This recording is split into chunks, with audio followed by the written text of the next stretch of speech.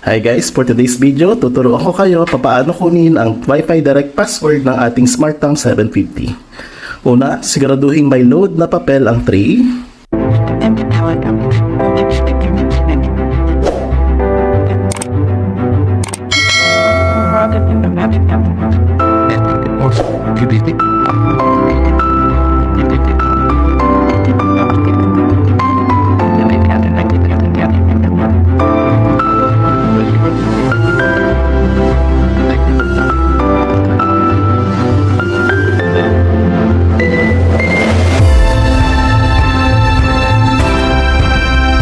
Then wait nating mag-read at lumabas ang Wi-Fi Direct button icon. Tandaan, dapat nakaset tayo ng Wi-Fi Direct or pwede rin namang True Internet LAN cable during the printer setup. Then i-press ang information button to print the connectivity details which include the hardware password.